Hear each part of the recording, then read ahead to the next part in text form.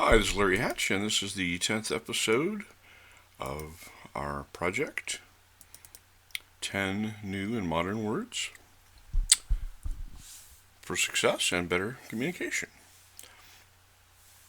Our first term is one that you probably don't see too often unless you're involved in the peripheries of communication and computer programming.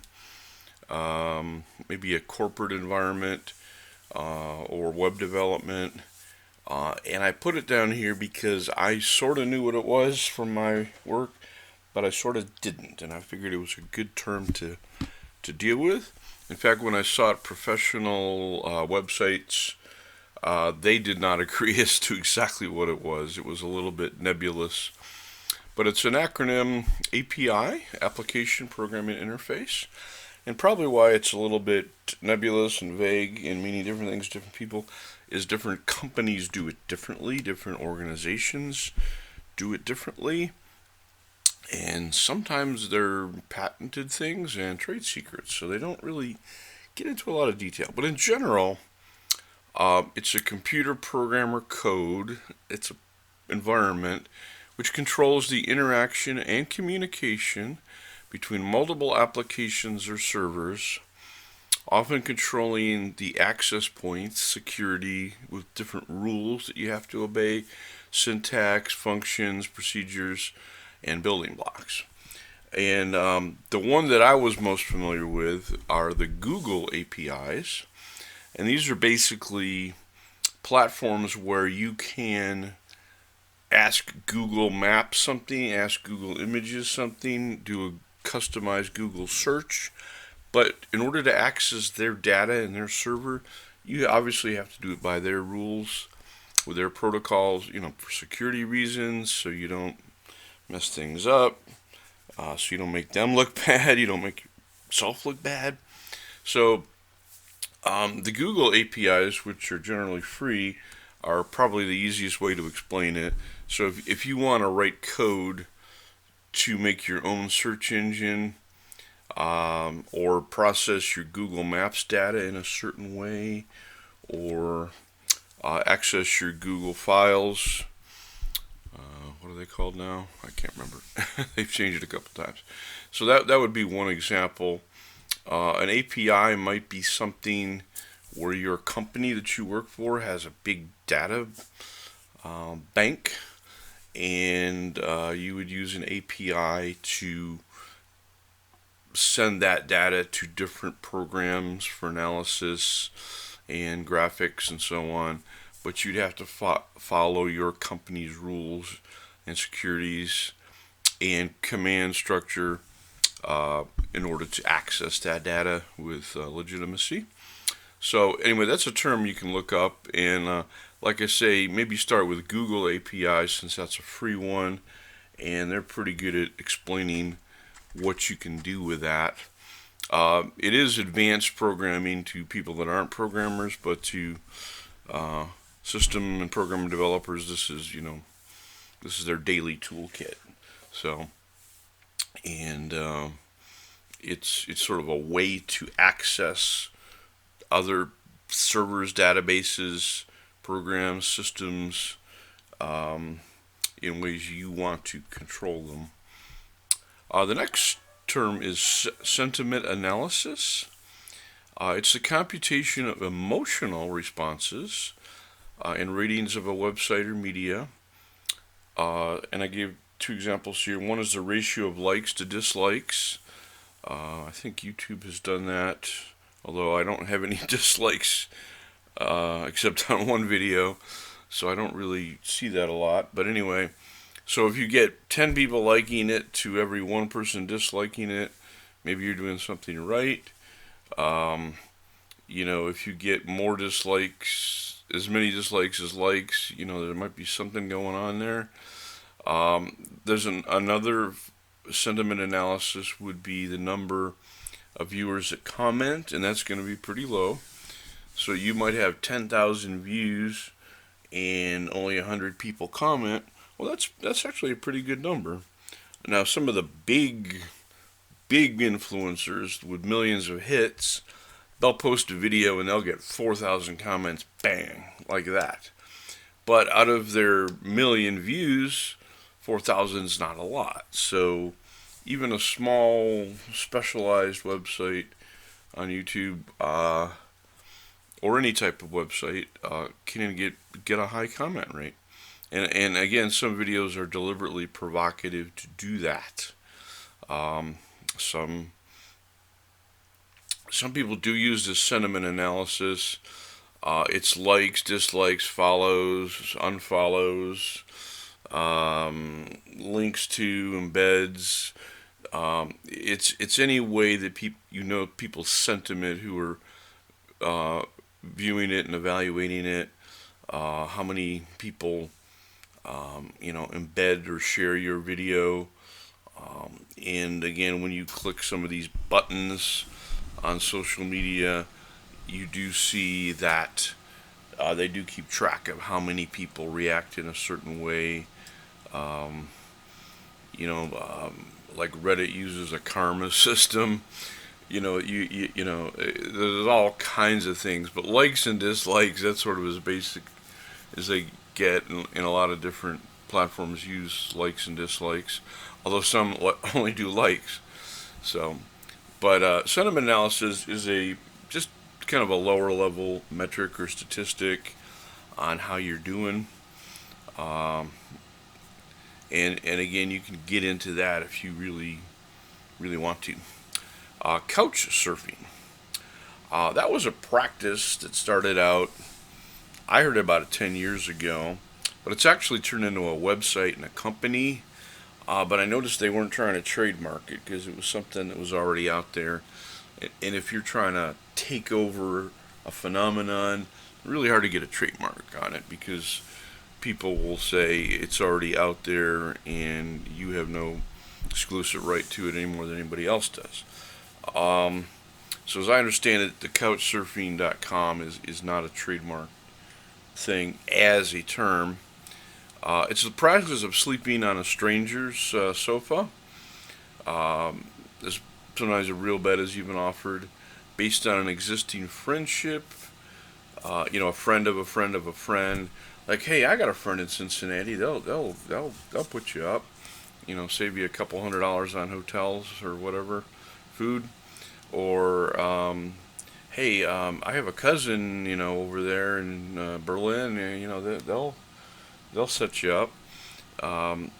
Again, sometimes it's a web connection. Now, everything's computerized, so you can find couch surfing opportunities.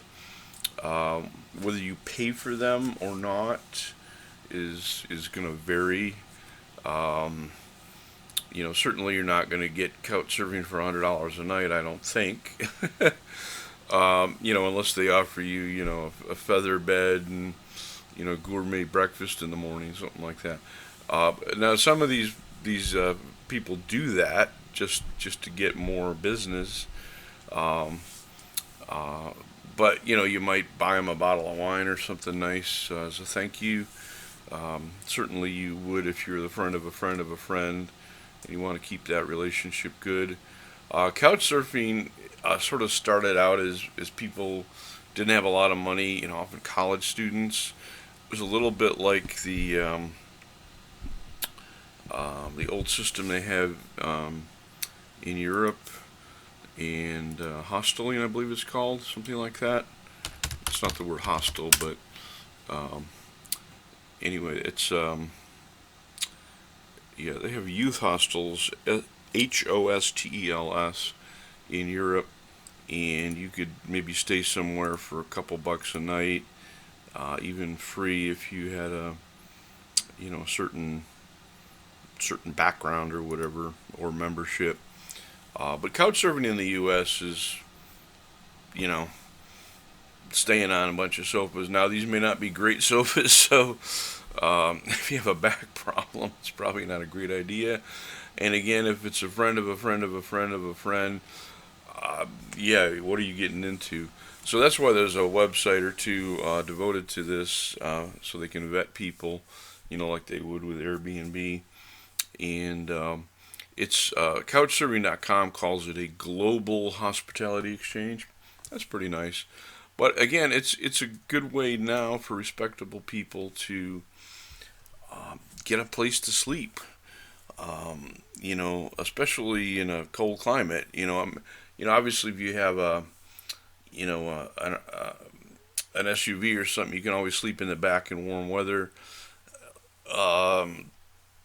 And if you got an RV, you got heating and air conditioning. But couch surfing is where you really do want to stay indoors and meet people, and it's a whole different culture. Our next term is self-capacity. And self-capacity is the ability of a person to motivate themselves, educate themselves, and drive themselves to improvement in some way, either socially, professionally, financially, just in generally improve your life as a whole without too much outside involvement or direction. In other words, you don't have your mother nagging at you to get a job. You want to get a job on your own.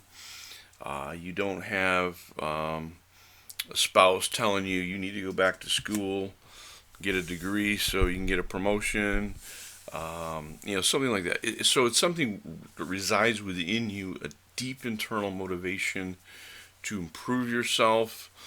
Again, nobody has to tell you to do it. You just see it and do it. And self-capacity is somewhat related to what we used to call self-starters. We all know these kids, and actually I was one of them, which may be why I ended up in an Ivy League school. But anyway, I always drove myself in school. And I did have parents that supported me terrifically, but it wasn't the pressure that there are in some homes. So I was a self-starter, probably an overachiever really, and I always look for ways to improve my grades, to improve my knowledge of something. I was one of those nerds that went to the public library on a Saturday morning, did my homework, but I also took time to read books of stuff I was interested in. And when I got to Cornell, I found out, boy, a lot of the other kids were the same way. They were library nerds on Saturday, and read more than they had to, read stuff that interested them, and in some cases that got them into their major and career. So self-capacity is a good thing, and I think some people are naturally driven, but you can educate a person to be more like this, if they have the right skills. Here's an example of self-capacity, especially in this era. You tell somebody your job is to get a job. So you get up 7 in the morning, dress nicely. I assume there's a job interview. Well, there's a camera. You get up at 7:30 sharp as if you had a job, and your job is getting a job. So you motivate yourself to go out there and get hired.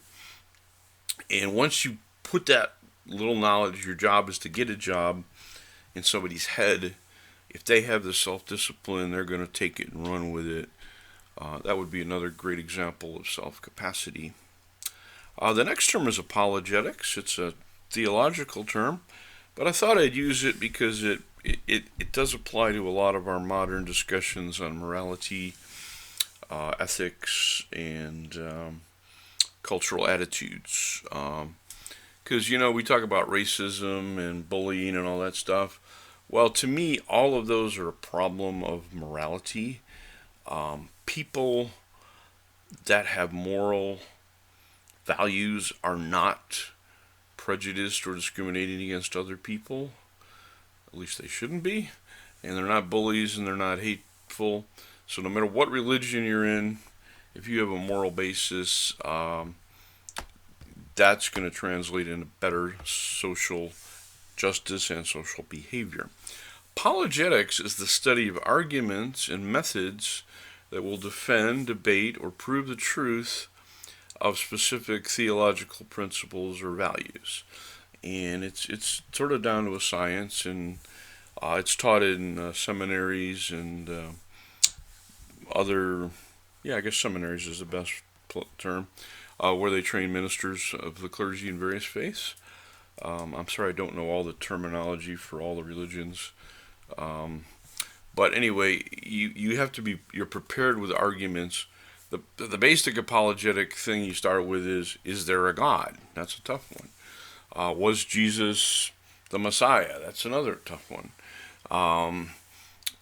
Again, are the Ten Commandments appropriate for us? So on.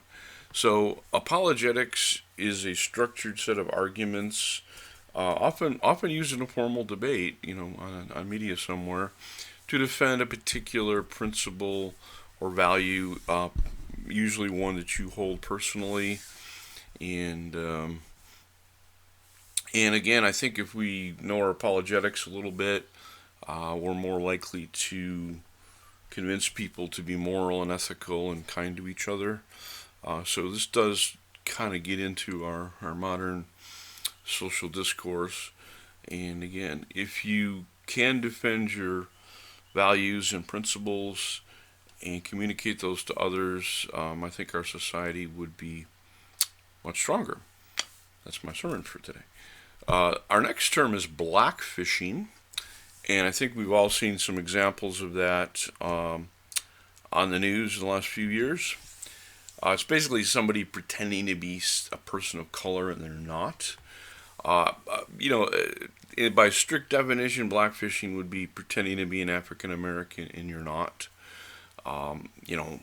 Whether it is to gain access to a certain society or culture or to make friends. A couple people have gotten professorships based on their perceived ethnic background that might not have gotten them otherwise. Maybe you're applying for a scholarship for minorities and you're really a white guy from Connecticut, but you're pretending to be something else. Again, blackfishing is the act of a person of a different culture to appear and act like. It's often a physical transformation. I'm not saying it's blackface, it certainly shouldn't be.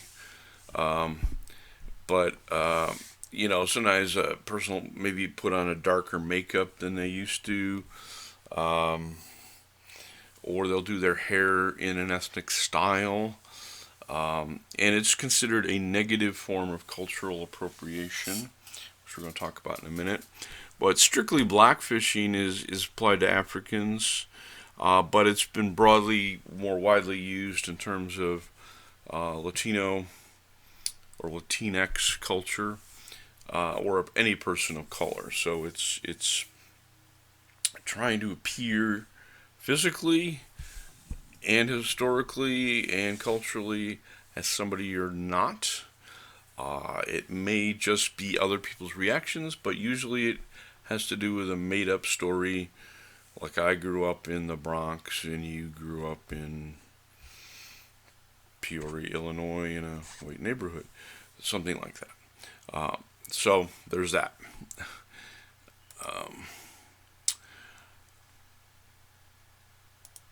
Our next term is Messianic Judaism. And let me get this out of the way. This is not Jews for Jesus, although that was a popular movement back in the day, in, 60s, 70s, somewhere in there. This is something much bigger than that.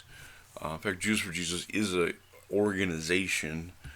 This is a religion or movement. Let's call it a sub-religion almost. It's a merged religion or blended religion that combines Jewish and Christian practices, and it's centered around one particular belief that Jesus Christ, born in Nazareth, somewhere around maybe 3 BC to 3 AD, we're not really sure, is the same as the Jewish Messiah that was promised in the Torah, or what Christians call the Old Testament. So a Messianic Jew believes in Jesus Christ as the Messiah, and that believes that other people just missed him. I was exposed to Messianic Judaism back in the 80s.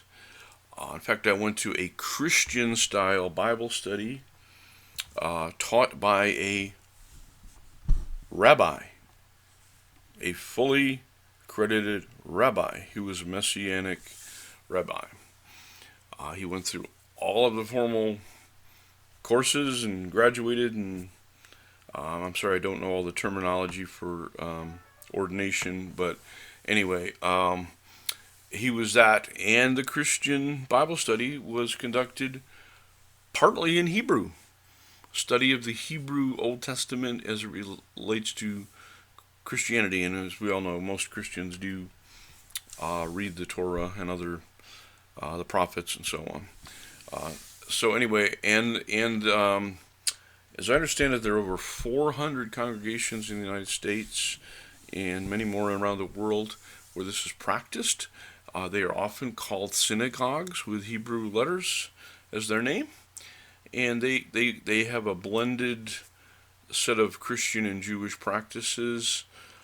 They will sometimes celebrate Christmas, sometimes they don't, but they will often have a hybrid of the Jewish Passover and Christian celebrations. You can research this because there's abundant stuff. Now, to an Orthodox Jew, this is somewhere between crazy and blasphemy.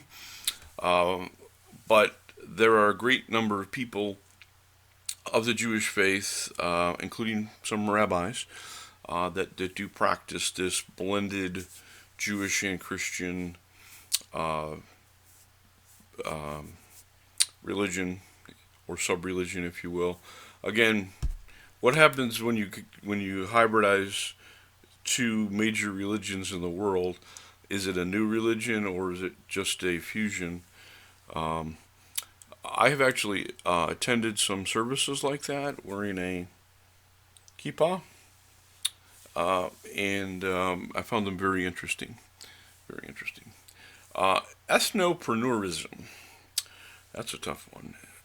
It's basically a form of entrepreneurism, but with a prefix ethno, meaning about ethnic groups. And it's a practice of creating and patronizing only business establishments focused on customers of a particular race, ethnic group, or country of origin.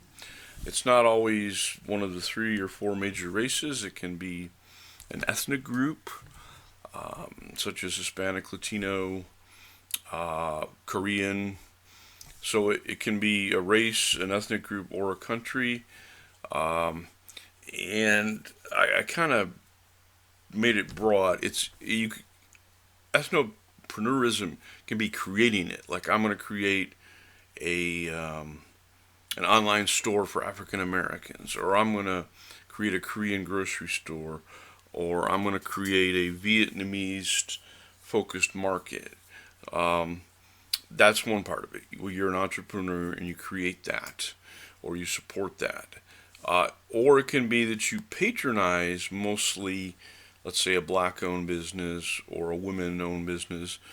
Now, women are not an ethnic group, but that would be an example. Let's say you have, and I see a lot of these now. I just saw one on Amazon the other day, where you click a button to take you to sites that are African American or black-owned businesses.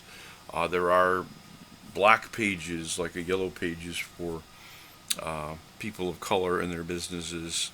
How broad that gets in terms of which minorities are excluded or included varies somewhat.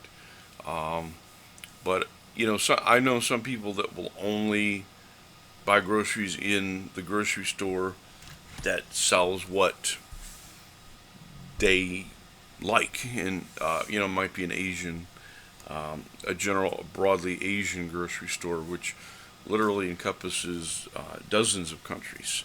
So it can be very broad, and this is something we're probably going to get more of. And this relates again to what we talked about before with blackfishing. Cultural appropriation. There you go.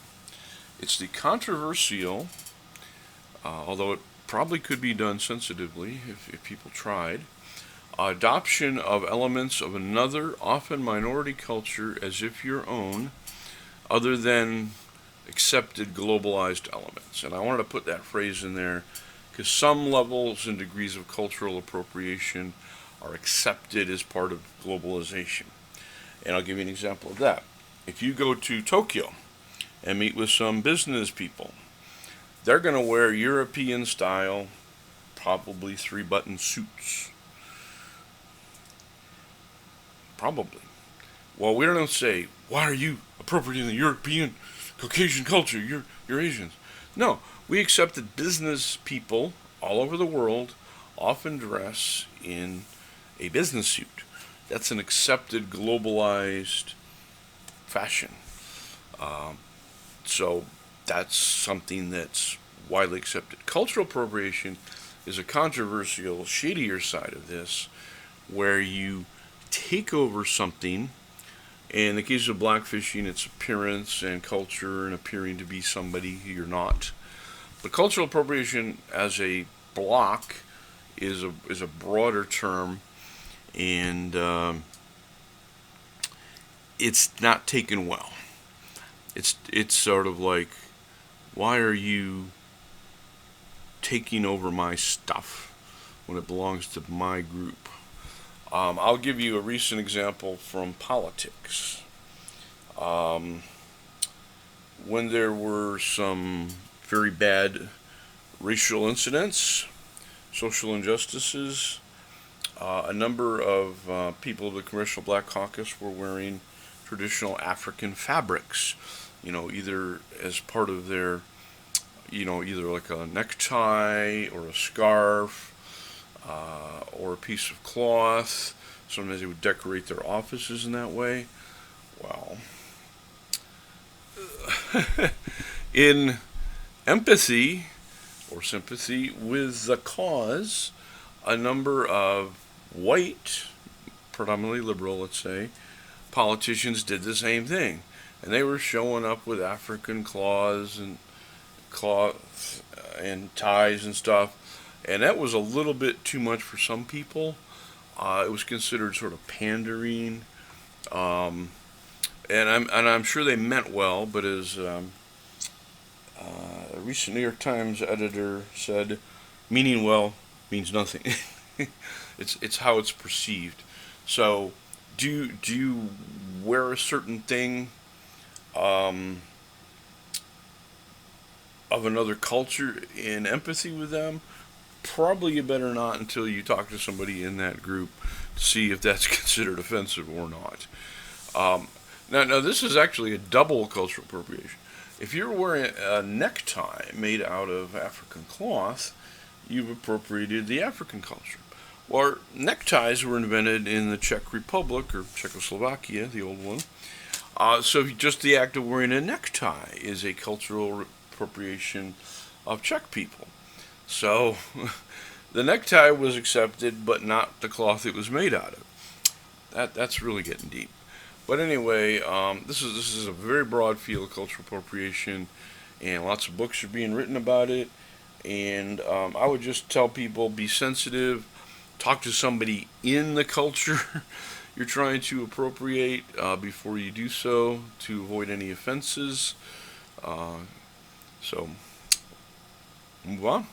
The next term is digital intimacy, and this is not just a COVID thing. This happened a long time ago. Probably when Skype came out and some other photo phones and that kind of thing. But I'll talk about that in a minute.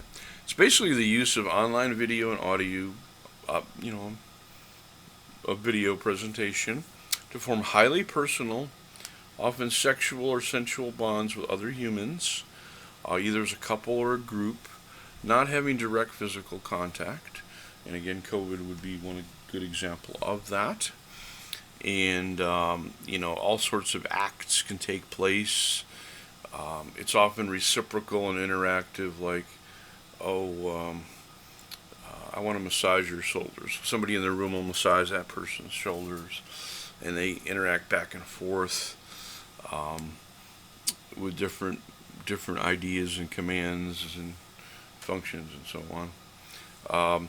Basically, digital intimacy, as I understand it, started with the military, where men and women went off to war, and they would communicate intimately with their spouse or significant other from near the battlefield through video, and that could be video sex or phone sex or whatever you want to call it. It could be just very intimate things, you touch me and I'll touch myself, and I won't get into all that. You can probably figure it out. And some of this stuff was very digital, and you could remotely control appliances. I'll leave it at that. But anyway, with COVID coming back, we're seeing more of that. And digital intimacy intersects with this thing known as video dating, or maybe the video dating will get to the point where there is highly sexualized or sensual bonds as a result of the video and audio. So this is a whole big field, and it's probably not going to go away until all these pandemics go away and all their variants. So better end there, and please comment. Again, I don't mind disagreements or criticisms or corrections if they're civil and respectful. So please let me know if you have some good examples, even a little humor. But again, do not be offensive, and please be constructive and positive. Thank you.